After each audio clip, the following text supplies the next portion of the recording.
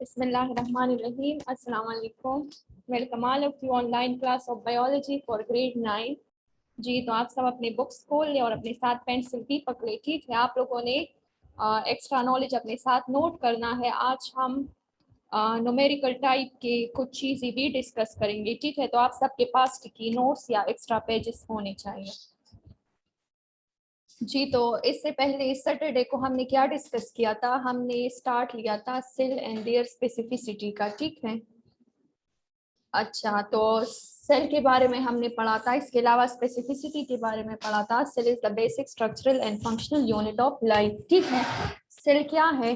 Cell जो है life का बेसिक स्ट्रक्चरल और फंक्शनल यूनिट है। ठीक है, इसके अलावा हमने स्पेसिफिसिटी को डिस्कस किया था। तो स्पेसिफिसिटी का क्या मतलब कि हर एक चीज जो है ये महसूस होता है। ठीक है, महसूस जो है वो कैसे होता है? अपने फंक्शन के लिहाज से। ठीक है, और इसके अलावा अगर हम बात करें तो हमारी बॉडी के डिफरेंट ऑर्गन्स और सेल के जो डिफरेंट ऑर्गेनेलिस है तो अपने फंक्शन के लिहाज से क्या है? स्पेसिफिक है। तो ये सारी चीज़ें हमने बिल्कुल डिटेल में पढ़ी थी। ठीक है, आज का जो हमारा टॉपिक है वो बुक पेज 80 खोल ले आप लोग, बुक पेज 80। और ये टॉपिक हमने मिड में जो है वो छोड़ा था। ठीक है, यहाँ से हम स्टार्ट लेंगे कि the cell perform the specialized functions due to their size and shape and presence of organelles for example. तो यहाँ से हम स्टार्ट लेंगे। ठीक है, आप लोग को समझ तो आ रही है ना? प्रीवियस लेक्चर को थोड़ा सा रिकॉल कर रहे हो, उसमें हमने क्या पढ़ा था? उसमें हमने ये पढ़ा था कि अगर प्लांट के अंदर डिफरेंट सेल्स मौजूद है या एनिमल्स के अंदर डिफरेंट सेल्स मौजूद है तो हर एक का स्पेसिफिक फंक्शन है। Each and every cell have specific function. For example in plant if we talk about xylem cells or phloem cells, तो जाइलम सेल जो है it is use for the conduction of water and phloem cell use for the conduction of food. Xylem से आप लोग phloem का काम नहीं ले सकते और फ्लोएम से आप लोग जाइलम का काम नहीं ले सकते। ठीक है, इट्स मीन कि each and every cell have specific function. इसके अलावा अगर हम एनिमल्स में देख ले तो एनिमल्स में हमारे साथ मसल सेल्स हैं। ठीक है, इसका भी मैंने फुल डिस्क्रिप्शन दिया था कि मसल सेल्स जो है इसका क्या काम है? मूवमेंट में हेल्प करते हैं। इसके अलावा नर्व सेल्स हैं, नर्व सेल्स जो है ये कोऑर्डिनेशन में हेल्प करते हैं। इसके अलावा हमारे साथ ब्लड सेल्स है, तो ब्लड सेल जो है ये ऑक्सीजन को कैरी करता है। और इसके अलावा वाइट ब्लड सेल्स है, तो वाइट ब्लड सेल जो है ये इस एंटीबॉडीज काम करती है हमारी बॉडी में। ठीक है, इस एंटीबॉडी कैसे काम करती है कि अगर हमारी बॉडी को कोई भी जो है वो एंटीजन इट्स मीन कि कोई भी वायरस या बैक्टीरिया हमारी बॉडी पे अटैक करे तो इसके खिलाफ जो रेजिस्टेंस पैदा करती है या इसके अलावा जो लड़ती है इसके खिलाफ, it's mean is a soldier काम करती है, तो वो क्या है? वो एंटी बॉडीज है। ठीक है, तो आज का जो हमारा टॉपिक है वो यही है, लेकिन हमने मिड में छोड़ा था, आज हम यहाँ से ही स्टार्ट लेंगे। The cell perform these specialized function due to their size and shape and presence of organelle. अब सेल ये स्पेशलाइज्ड फंक्शंस क्यों परफॉर्म कर रहे हैं? क्योंकि इसका साइज, इसका शेप जो है ये ऐसे बना है। लाइक अगर हम हैंड्स की बात करें तो हैंड्स के जरिए हम कोई भी हैवी चीज उठाते हैं। जरूरी तो नहीं कि हम सिर्फ हैवी चीज उठाएं, लाइट भी उठाते हैं, बुक्स भी उठाते हैं, ग्लास भी उठाते हैं। ठीक है, इसके अलावा जो है वो हैवी चीज भी उठा सकते हैं। तो हमारे हाथों का शेप ऐसे बना है। ठीक है ना, आप लोग अपने अगर हाथों का शेप देख लें तो आप लोग के हैंड्स का शेप ऐसे बना है कि आप लोग इनसे हर एक चीज जो है वो उठा सकते हैं। इसी तरह अगर हम लेग्स की एग्जांपल ले ले तो हमारे लेग्स बिल्कुल इरेक्ट है। ठीक है, तो लेग्स के जरिए जो है वो हम वॉक करते हैं, हम रनिंग करते हैं, इसके अलावा डिफरेंट एक्टिविटीज करते हैं, एक्सरसाइज भी करते हैं। ठीक है, तो हमारे लेग्स का शेप ही ऐसे बना है कि ये हमें जमीन के ऊपर बिल्कुल इरेक्ट करा करती है। इरेक्ट का मतलब कि बिल्कुल सीधा। ठीक है ना? इसके अलावा अगर हम इनके एग्जाम्पल देख ले तो इनके एग्जाम्पल्स में हमारे पास आ जाता है nerve cells are longer for the transmission of nerve and pulse. ठीक है, नर्व सेल्स का मैंने पहले भी समझाया था कि हमारे बॉडी के अंदर जो है ब्रेन है, ब्रेन का काम क्या है? It act is a coordination.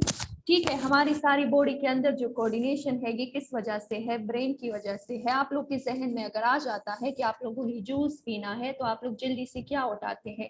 Juice का ग्लास उठाते हैं ना, जूस की जगह बुक तो नहीं उठाते। फिर लोग क्या कहते हैं कि इसका ब्रेन काम नहीं कर रहा, ये मेंटली डिस्टर्ब है, ऐसे होता है ना। इसके अलावा अगर आप लोग के माइंड में आ जाता है कि आप लोगों ने फिजिक्स का बुक स्टडी करना है या आप लोगों ने बायोलॉजी का बुक स्टडी करना है, तो आप लोग या तो फिजिक्स का बुक उठाओगे या बायोलॉजी का उठाओगे, इस्लामियात का तो नहीं उठाओगे ना। तो यही बात है कि हमारे बॉडी के अंदर जो ब्रेन है वो हमारे सारे फंक्शन को बिल्कुल कोऑर्डिनेट तरीके से परफॉर्म कर रही है। अब ब्रेन को जो मैसेज मिलता है अकॉर्डिंग उसी मैसेज ही वो रिप्लाई करता है, ठीक है। ब्रेन को मैसेज कौन ले जाता है, किस फॉर्म में जाता है। आप ये मैसेजेस और ये चीजें हवा में नहीं जाते। आप लोग मोबाइल पर भी जब एक दूसरे को मैसेज करते हैं तो इसके लिए क्या चाहिए, टेली कम्युनिकेशन चाहिए, ठीक है। तो टेली कम्युनिकेशन जो है वो जरूरी है, अदरवाइज फिर मैसेजेस सेंड नहीं होते। कभी कभार आप लोग कहते हैं ना नेटवर्क नहीं है, ये नहीं है, वो नहीं है, तो असल में यही मसला होता है कि कम्युनिकेशन में क्या होती है, डिस्टर्बेंस होती है। तो इसी तरह हमारे ब्रेन को जो मैसेज मिलता है अकॉर्डिंग उसी मैसेज क्या होती है, रिप्लाई होती है। तो हमारे ब्रेन के अंदर कौन से ऐसे सेल्स हैं जो इस मैसेज को कन्वे करता है, यानी एक जगह से दूसरी जगह ले जाता है, और रिसेप्टर से टुवर्ड्स द कोऑर्डिनेटर। हम जब सिंपली बात करते हैं ना तो हमारी बॉडी के अंदर जो है वो डिफरेंट सेंस ऑर्गन्स है, ठीक है। असल में यही सेंस ऑर्गन्स जो है ये किसी भी स्टिमुलाई मीन चेंज, ठीक है। आप लोग के जहन में क्वेश्चन से राइज होंगे कि मैडम क्या कह रही है कि स्टिमुलाई क्या है। स्टिमुलाई हम चेंज को कहते हैं। देखिए हमारे एनवायरनमेंट में डेली बेसिस पे चेंजेस आते हैं, ठीक है। आप लोग सपोज एक रूम में बैठे हैं, अभी आप लोग सब बैठे हैं ना रूम में, ठीक है। सपोज किसी चीज की गिरने की आवाज आ जाती है, डोर की खुलने की आवाज आती है, तो इट्स मीन स्टिमुलाई आ गई, चेंज आ गई, आप लोग के एनवायरनमेंट में चेंज आ गया। आप लोग बैठे हैं बाहर, कोई बर्तन गिर जाता है, ठीक है, कोई ग्लास टूटता है, या इसके अलावा गाड़ियों की आवाज आती है, तो आप लोग बिल्कुल साइलेंट है, आप लोग का एनवायरनमेंट बिल्कुल साइलेंट है। अचानक से आवाज आती है तो इट्स मीन कि स्टिमुलाई आ गई, चेंज आ गया। अब इस चेंज को कौन सा सेंस ऑर्गन जो है ये रिसीव करता है, कौन सा रिसीव करता है, इसको रिसीव करता है आप लोगों के एयर्स रिसीव करते हैं या आई रिसीव करते हैं, एयर्स रिसीव करते हैं, ठीक है ना। इसके अलावा आप लोग बिल्कुल साइलेंट बैठे हैं, आप लोग के सामने आप लोग के पेरेंट्स आ जाते हैं, तो ये भी स्टिमुलाई है, ये भी आप लोग के एनवायरनमेंट में चेंज आ गया। देखिए एनवायरनमेंट में चेंज का होना ये कोई भी चीज हो सकती है। आप लोग ये ना सोचे कि अगर कोई आ गया तो ये चेंज नहीं है। आप लोग के जहन को कोई चीज चेंज करे या आप लोगों को कोई चीज फील हो तो बस वो चेंज है एनवायरनमेंट में, आप लोग के एनवायरनमेंट में ये चेंज है। तो अगर आप लोग के पेरेंट्स आप लोग के सामने आ गए, इसके अलावा कोई दूसरा आ गया, ठीक है, आप लोग की नजर से कोई चीज गुजर रही है, तो ये चेंज आ गया। आप लोग इनको कहाँ से देखते हैं, आई से देखते हैं। I act is a sense organ and air act is a sense organ, ठीक है।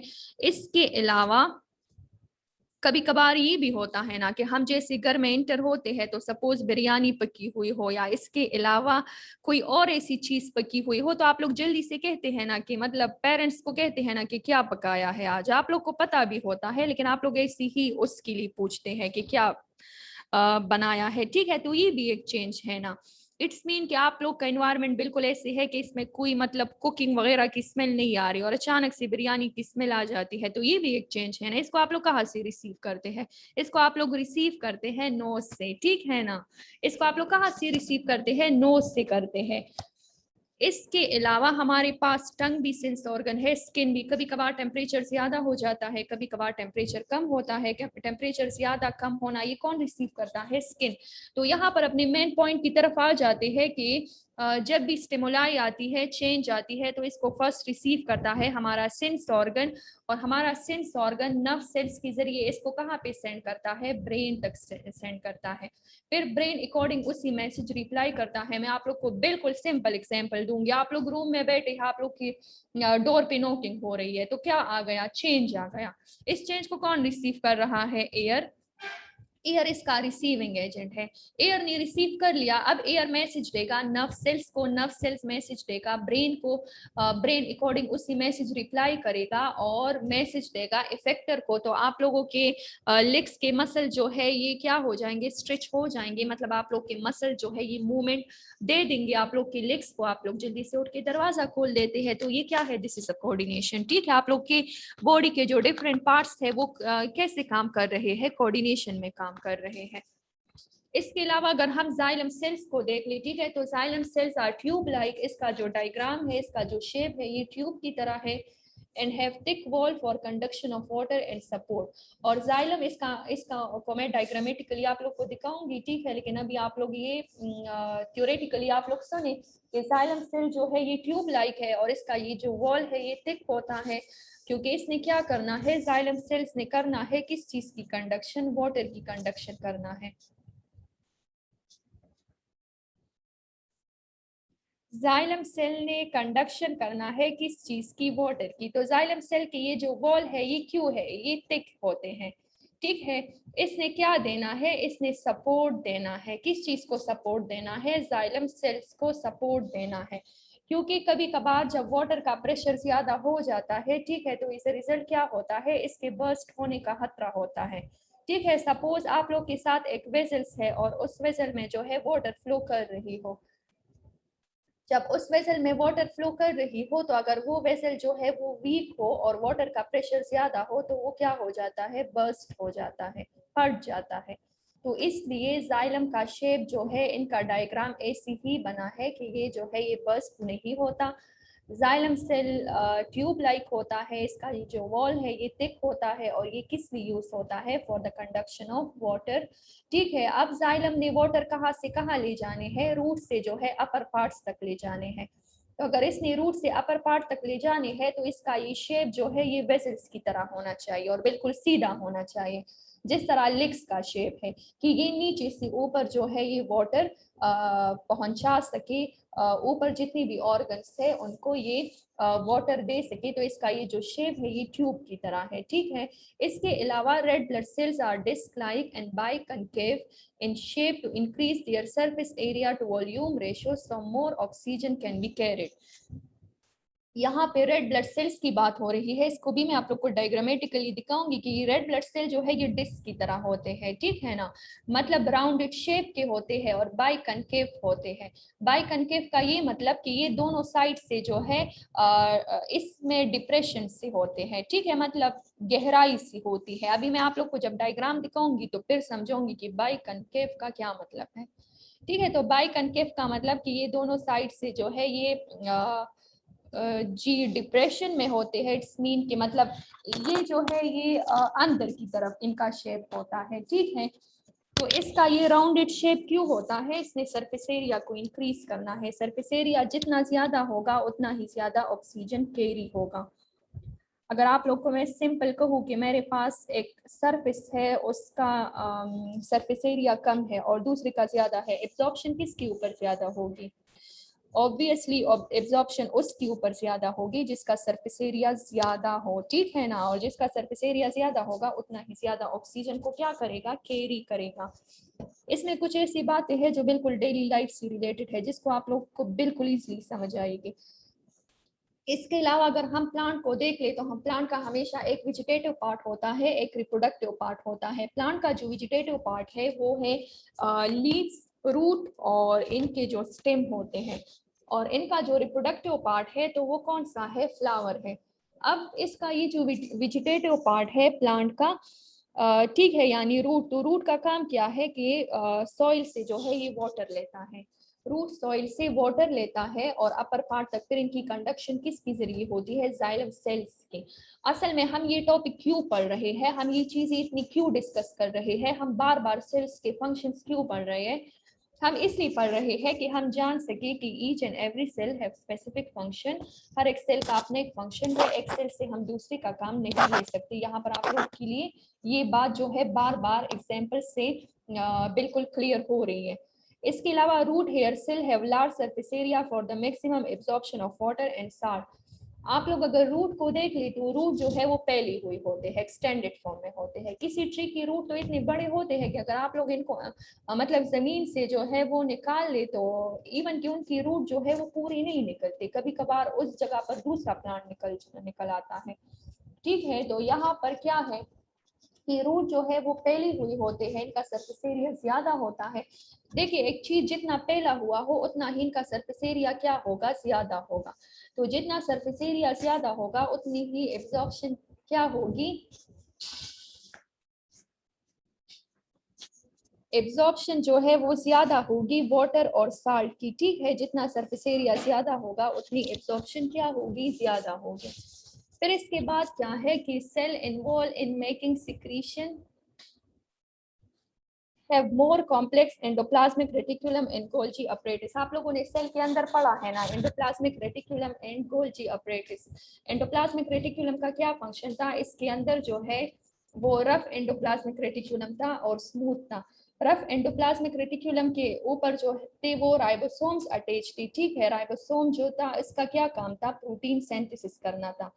और स्मूथ एंडोप्लाज्मिक रेटिकुलम का काम क्या था, लिपिड फॉर्मेशन था, और इस तरह दूसरे फंक्शंस थे। इस तरह गोल्जी अपरेटस का क्या काम था कि फाइनल प्रोडक्ट्स बना, फाइनल इसके अंदर जो है वो फाइनल प्रोडक्ट्स बन रही थी, ठीक है।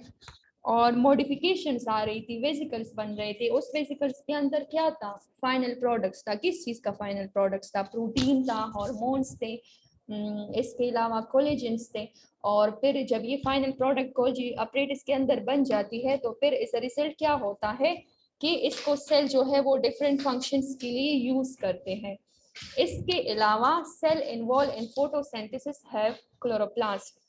जो सेल जो है फोटोसिंथेसिस में हेल्प करती है वो कौन सा सेल है, वो क्लोरोप्लास्ट है। क्लोरोप्लास्ट जो है मैंने आप लोग को पहले भी समझाया था कि प्लास्टिक की 3 टाइप्स है। एक क्लोरोफिल है, क्लोरोफिल जो है इस क्लोरोप्लास्ट के अंदर मौजूद है। ये लीफ को क्या देती है, ग्रीन कलर देती है। लीफ का जो ग्रीन कलर है वो क्लोरोप्लास्ट की वजह से है। और फोटोसिंथेसिस जो है, this is a process in which the plant prepare their own food, ठीक है ना। लीफ का कलर क्यों ग्रीन होता है, क्योंकि इसके अंदर क्लोरोफिल है। और क्लोरोफिल कौन सा प्रोसेस परफॉर्म कर रहा है, photosynthesis. Photo mean light and synthesis mean preparation. Plants को हम क्यों ऑटोट्रॉफ्स कहते हैं, because they have the ability to prepare their own food, ठीक है ना। तो क्लोरोप्लास्ट का स्ट्रक्चर कैसे था, अगर आप लोग याद करें तो इनके अंदर ग्रेन आता, ठीक है, स्ट्रॉम आता, इसके अलावा आउटर मेम्ब्रेन थी, इनर मेम्ब्रेन थे। तो क्लोरोफिल जो है ये लीफ को ग्रीन कलर देती है। और इसके अंदर कौन सा प्रोसेस होता है, फोटोसिंथेसिस। अभी मैं आप लोग को डायग्राम से दिखा रही हूँ, ठीक है, कि किस तरह जो है इनके शेप्स बने हैं और किस तरह मतलब इनका स्ट्रक्चर कैसे है, ठीक है, कैसे इसके शेप बने हैं और इसका स्ट्रक्चर कैसे है। तो अभी आप लोग को इनकी स्पेसिफिसिटी की समझ आ जाएगी।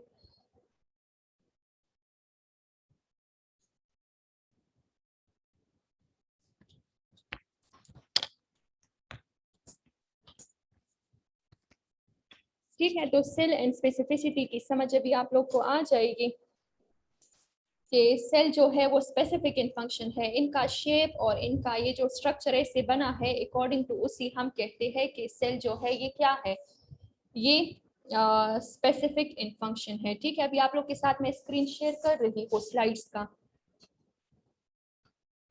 तो अभी आप लोग देख लोगे, ठीक है। मैंने आप लोग को कहा ना कि रेड ब्लड सेल का जो शेप है वो क्या है, वो बाई कनकेव है, ठीक है ना, बाई कनकेव। बाई कनकेव का क्या मतलब है कि दोनों साइड से ये डिप्रेशन में है, दोनों साइड से ये डिप्रेशन में है, ठीक है। इट्स मीन कि ये, अच्छा आप लोग ये देख ली, यहाँ पर आप लोग को डिप्रेशन नजर आ रहे हैं ना, ठीक है। तो ये कनकेव है। आप लोग जब भी कन्वेक्स को स्टडी करते हैं तो उसका जो सरफेस होता है वो उभरा हुआ होता है, उभरा हुआ होता है। कन्वेक्स का जो सरफेस होता है वो उभरा हुआ होता है, मतलब बाहर की तरफ निकला होता है। हाँ, और कनकेव का जो होता है वो अंदर की तरफ होता है, ठीक है। तो इसका ये जो शेप है तो ये बाई कनकेव है। बाई का मतलब टू, यानी ये दोनों साइड से कनकेव है। अब अगर हम देख ले तो ये बाई कनकेव है, ये क्या है, सरफेस एरिया इंक्रीज करता है। जितना सरफेस एरिया इंक्रीज होगा उतना ही ये क्या लेगा, ज्यादा से ज्यादा ऑक्सीजन लेगा, ठीक है ना, ज्यादा से ज्यादा ऑक्सीजन लेगा। अब रेड ब्लड सेल का काम क्या है, रेड ब्लड सेल का काम ये है कि ये ऑक्सीजन को कैरी करता है, क्योंकि रेड ब्लड सेल के अंदर जो है ये एक रेड कलर का पिगमेंट है जिसको क्या कहते हैं, हेमोग्लोबिन कहते हैं, ठीक है। क्या कहते हैं, हेमोग्लोबिन। हेमोग्लोबिन जो है इसका क्या, they have the capacity to attach how many oxygen molecule, ये मैंने आप लोग को पहले भी बताया था, 4 ऑक्सीजन मॉलिक्यूल, ठीक है ना। कितने अपने साथ अटैच करता है, 4 ऑक्सीजन मॉलिक्यूल। तो अगर ये 4 ऑक्सीजन मॉलिक्यूल अपने साथ अटैच कर रहा है तो इट्स मीन कि इसमें क्या कैरिंग कैपेसिटी है, ऑक्सीजन कैरिंग कैपेसिटी है। अब इस रेड ब्लड सेल का सरफेस एरिया जितना ज्यादा होगा उतनी ही हेमोग्लोबिन क्या होंगे, ज्यादा होंगे, और जितने हेमोग्लोबिन ज्यादा होंगे उतनी ही ये ज्यादा ऑक्सीजन को क्या करेंगे, अटैच करेंगे अपने साथ। इट्स मीन कि ऑक्सीजन कैरिंग कैपेसिटी क्या होगी, ज्यादा होगी। तो बाई कंकेव की समझ आ गई। इसके अलावा भी मैं आप लोग को नर्व सेल्स का दिखा रही हूँ, ठीक है, कि नर्व सेल्स का शेप कैसे बना है। नर्व सेल्स का काम जो है हमारी डिफरेंट सेंसरी ऑर्गन्स, हमारी बॉडी के अंदर जितनी भी सेंस ऑर्गन है, ठीक है, यानी किसी भी टच के लिए जो सेंसिटिव होते हैं तो वहां से मैसेज कैरी करता है टुवर्ड्स द ब्रेन। अब इसका शेप कैसे होना चाहिए, चलिए मैं आप लोग को अभी नहीं दिखा रही, आप लोग के माइंड में क्या आ रहा है कि इसका शेप कैसे होना चाहिए। अगर ये मैसेज को सपोज हैंड से ब्रेन तक ले जाते हैं, या सपोज ये मैसेज जो है ये लिप्स से ब्रेन तक ले जाते हैं, या सपोज ये नोज से ले जाते हैं, या आईज से ले जाते हैं, या एयर से ले जाते हैं, तो इसका शेप कैसे होना चाहिए। इसका शेप लॉन्ग होना चाहिए यानी शॉर्ट। डायग्राम इसका कैसे होना चाहिए, ये है इसका शेप, ठीक है ना।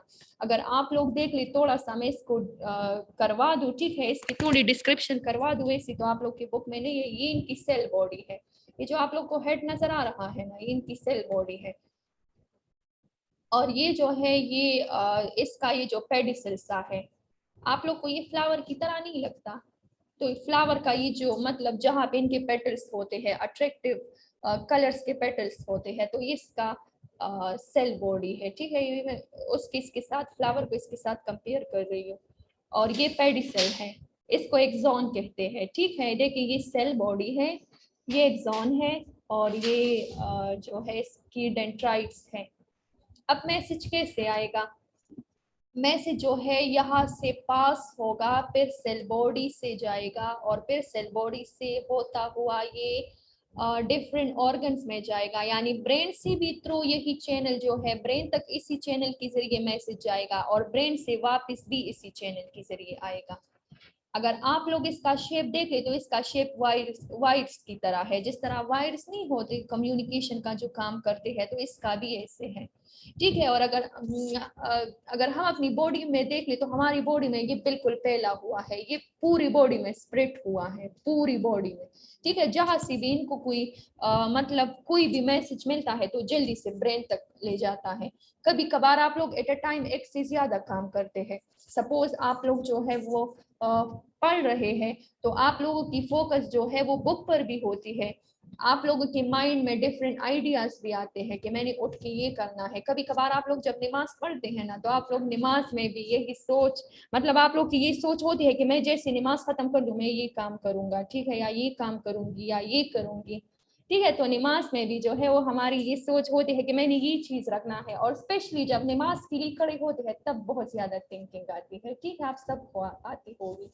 तो इसी तरह कभी कभार हम एट अ टाइम एक से ज्यादा काम कर रहे होते हैं, तो हमारा ब्रेन कितना स्ट्रांग है, कितनी अथॉरिटी है, अल्लाह ताला ने इसको कितना स्ट्रांग रखा है कि एट अ टाइम जो है ये 1000 मैसेजेस का रिप्लाई भी कर सकता है एट अ टाइम, ठीक है ना। आजकल तो है आप लोग भी करते हैं एट अ टाइम बहुत ज्यादा।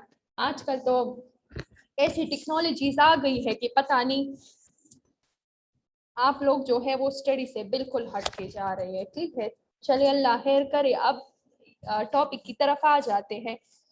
तो यहाँ पर जो है मतलब कभी कभार मुझसे स्टूडेंट ये क्वेश्चन करते हैं कि मैडम एट अ टाइम तो हम जो है वो डिफरेंट थिंकिंग कर सकते हैं, तो ब्रेन रिप्लाई कर सकता है, तो डेफिनेटली कर सकता है, ठीक है।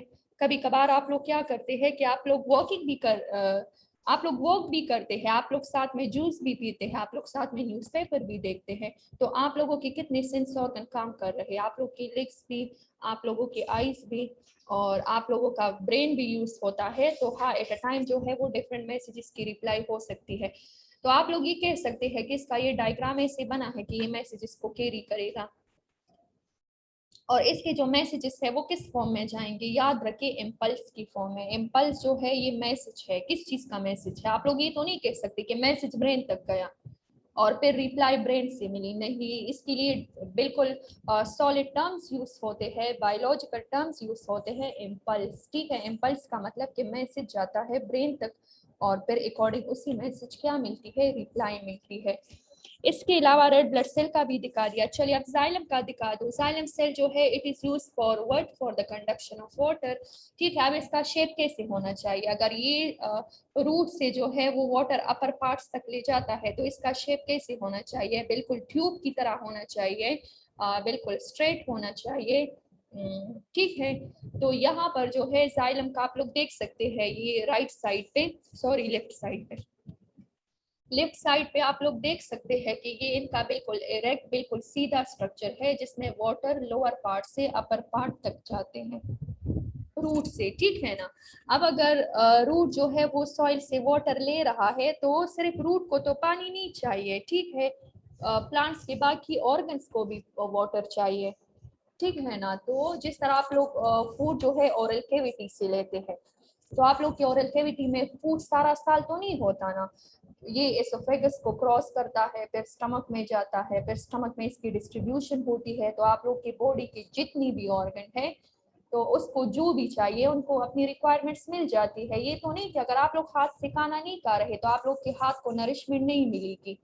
आप लोग ओरल कैविटी से खा रहे हैं, मतलब माउथ से खा रहे हैं, तो बस नरिशमेंट सिर्फ माउथ के अंदर ही होगी, इस तरह नहीं है। ठीक है, अगर आप लोग माउथ से खा रहे हैं तो आप लोग के बाकी ऑर्गन्स को भी ये पहुंचता है। ठीक है, इनकी डिस्ट्रीब्यूशन होती है ब्लड के जरिए, क्योंकि ब्लड हमारी बॉडी में एज ए सर्कुलेटरी सिस्टम काम करता है, तो इसी तरह जाइलम भी यूज होता है for the conduction of water.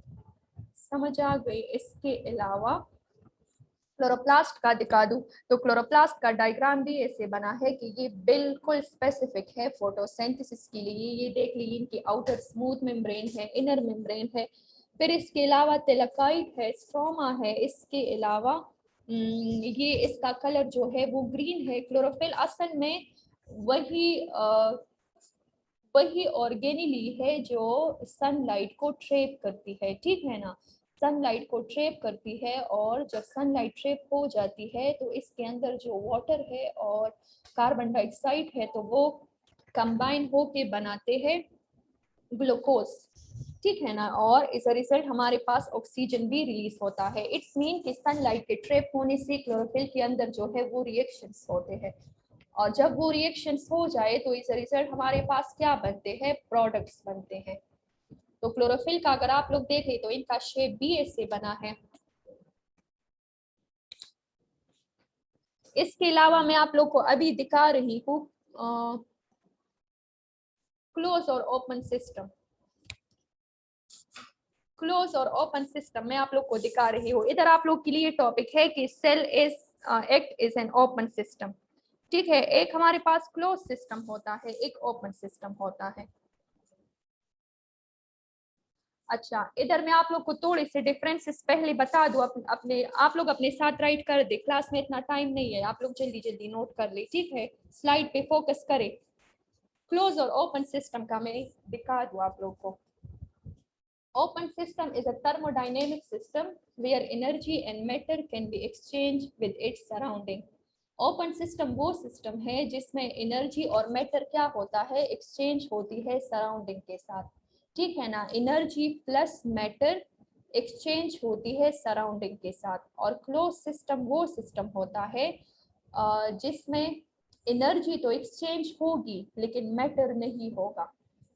Energy तो चेंज होगी लेकिन मैटर नहीं होगा। ओपन सिस्टम में एनर्जी मास दोनों चेंज होंगे और क्लोज सिस्टम में सिर्फ एनर्जी चेंज होगी। पहले आप लोग अपने साथ राइट कर दे, फिर मैं एक्सप्लेन करूंगी। इसके अलावा दूसरा पॉइंट है, open system can exchange matter with the surrounding. Open system जो है वो मैटर को चेंज करेगा सराउंडिंग के साथ। मैटर का क्या मतलब है, मैटर का मतलब मास, किसी चीज की मास की बात हो रही है। ठीक है ना, बायोमास भी आप लोग ले सकते हैं, डिफरेंट मटेरियल्स भी ले सकते हैं।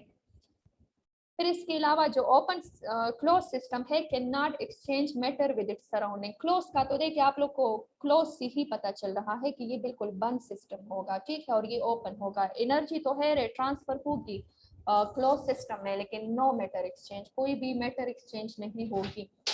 Mass of the system will very with time. System का जो मास होगा वो वेरी करेगा। वो वेरी क्यों करेगा? क्योंकि ये तो अपना मास लॉस कर रहा है, ठीक है ना। अगर ये अपना मास लॉस कर रहा है तो कभी कभार इसमें मास कम होगा, कभी कभार जो है वो ज्यादा होगा। और अगर हम क्लोज सिस्टम को देख ले तो इधर जो है मास कांस्टेंट होगा। देखिए अगर कोई चीज बॉडी से लॉस नहीं हो रही तो वो तो कांस्टेंट होगा। सपोज आप लोग के पास दो पेंसिल्स है, आप लोगों से कोई भी जो है वो पेंसिल नहीं ले रहा, ठीक है, तो आप लोग के साथ वो पेंसिल एज इट इज जो है वो सारी जिंदगी ही रहेंगे। तो इसी तरह क्लोज सिस्टम मास को जो है वो एक्सचेंज नहीं कर रहा, तो यहाँ पे मास क्या है? कांस्टेंट है। और जो ओपन सिस्टम है वो चेंज कर रहा है, तो यहाँ पे मास क्या है? कांस्टेंट नहीं है, ठीक है। इसके अलावा है boundaries which are not close. इसकी जो बाउंड्रीज होंगी, मतलब इनकी जो साइड्स होंगी, ठीक है, वो क्या होंगी? वो बंद नहीं होंगे। और इनकी जो बाउंड्रीज है वो क्या होंगी? वो कंप्लीटली क्लोज। क्या होंगे? कंप्लीटली क्लोज होंगे। दोबारा मैं थोड़ा सा वेट कर रही हूँ, आप लोग लिखिए। बॉयज तो पता नहीं लिखेंगे या नहीं, बॉयज भी लिखे, थोड़े एक्टिव हो जाए, ठीक है ना।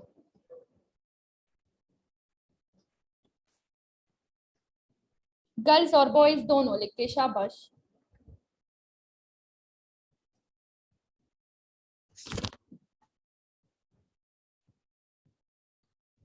पॉप सौ के लिखा होगा, या इनसे कोई पिक्चर ले ले आप लोग स्लाइड से, ठीक है, क्योंकि क्लास का टाइम भी खत्म हो रहा है। इधर मैं आप लोग को दिखा रही हूँ थर्मोडाइनेमिक सिस्टम। तो इधर ओपन सिस्टम है और इधर क्लोज सिस्टम है, ये बिल्कुल जनरल एग्जांपल है। और इधर जो है ये आइसोलेटेड सिस्टम है। आप लोग अगर टी कप को देख ले तो ये देख ले, इधर जो है वो लॉस हो रहा है, एनर्जी प्लस मैटर का लॉस हो रहा है, ठीक है। आप लोग सपोज वाटर को चूल्हे पे रखते हैं और उसको हीट देते हैं, तो उसके ऊपर अगर आप लोगों ने ढक्कन ना रखा हो तो आप लोग का जो सारा वाटर है वो एवोपोरेट हो जाएगा, ठीक है। रियलिटी में ये चीज होती है। कभी कभार हम मिल्क रख देते हैं और हम भूल जाते हैं कि हमने मिल्क रखा है, हालांकि मिल्क के अंदर लैक्टोज और कितने मटेरियल्स होते हैं, सिर्फ उनके अंदर फ्लूइड तो नहीं होता ना। लेकिन हम जब आ जाते हैं तो मतलब जिस कंटेनर में हमने रखा होता है उसमें होता ही नहीं है, ठीक है। तो यही वजह है कि ओपन सिस्टम में क्या होता है कि ओपन सिस्टम में हीट प्लस मास जो है ये क्या होता है? ट्रांसफर होता है। और अगर हम क्लोज सिस्टम की एग्जांपल ले ली तो क्लोज सिस्टम में जो है ये हीट तो ट्रांसफर होती है, ठीक है, लेकिन मास की ट्रांसफर नहीं होती। अब सपोज सपोज आप लोगों ने टू कंटेनर रखे हैं, ठीक है, एक कंटेनर को आप लोगों ने डांपा हुआ है, दूसरे को नहीं, और दोनों में आप लोगों ने क्या डाला है? वाटर डाला है, ठीक है। तो जिसमें आप लोगों ने वाटर जिसको आप लोगों ने डांपा है तो उस, चलिए इंशाल्लाह ये फिर कल डिस्कस कर लेंगे, क्योंकि अभी 3 मिनट्स है और मैं चाहती हूँ कि आप लोग क्वेश्चन भी करें ये थर्मोडायनेमिक सिस्टम को, ठीक है। इसकी फुल एक्सप्लेनेशन है तो फिर कल मैं डिस्कस कर लूंगी, ठीक है। आप लोग का जो होमवर्क है, आप लोगों ने क्या करना है, ये जो अभी मैंने पढ़ा दिए, nerve cells, xylem cells, red blood cells और रूट हेयर सेल्स, और इसके अलावा गोल्जी बॉडीज और एंडोप्लाज्मिक रेटिकुलम, इनके आप लोगों ने डायग्राम्स बनाने हैं, ठीक है। इनके आप लोगों ने डायग्राम्स बनाने हैं। अभी मैंने आप लोगों को जो स्लाइड पे दिखा दिया तो उसके डायग्राम्स बनाने हैं। और इसके साथ साथ आप लोगों ने जो प्रीवियस होमवर्क किया है यूकैरियोट और प्रोकैरियोट, तो इसके लिए फिर मैं क्लास रखूंगी, फिर मैं आप लोगों से पूछूंगी कि आप लोगों ने कितने सेंटेंसेस लिखे हैं और क्या क्या लिखा है। अभी आप लोग क्वेश्चन करें टॉपिक्स से रिलेटेड।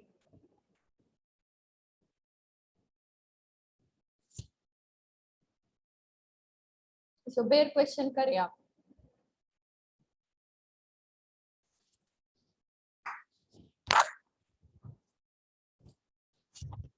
हेजर, हेजर क्वेश्चन करें आप, हेजर। मैम अस्सलाम वालेकुम। वालेकुम अस्सलाम जी, क्वेश्चन करें। मैम ये वायरस में ये थर्मोडायनेमिक कैसा होता है?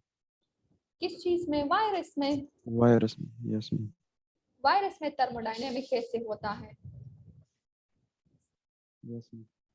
नहीं, आपको किसने कहा कि वायरस में थर्मोडायनेमिक का प्रोसेस होता है? मैम यहीं थर्मोडायनेमिक का पर तो ये मतलब कि एनर्जी जो है वो ना क्रिएट होती है ना डिस्ट्रॉय होती है, एक फॉर्म से दूसरे फॉर्म में ट्रांसफर होती है। ये मैं फिर क्लियर करवा दूंगी, ठीक है, कि वायरस के साथ इसको कैसे रिलेट, आप वायरस की बात कर रहे हैं कि वायरस के साथ यस इनको मैम। कैसे रिलेट, सबर मैं आपको बता रही हूँ कि वायरस के साथ इसको कैसे रिलेट किया जाता है। वायरस जो है वो ऑर्गेनिज्म है ना, ठीक है। यस अच्छा, तो अगर वायरस ऑर्गेनिज्म है तो ये भी इस सिस्टम काम करता है।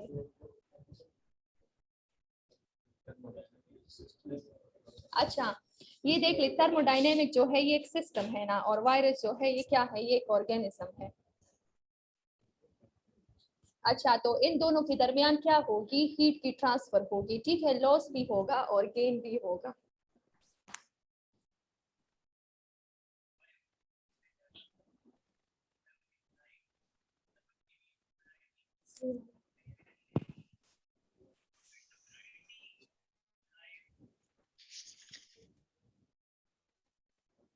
सुबेर क्वेश्चन करें आप, सुबेर।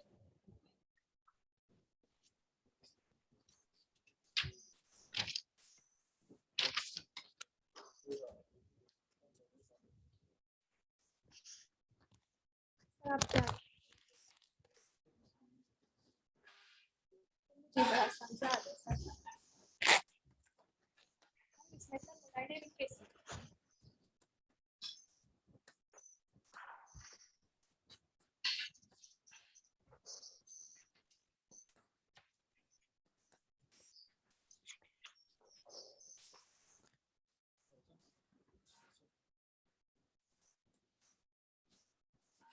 बिस्मिल्लाह।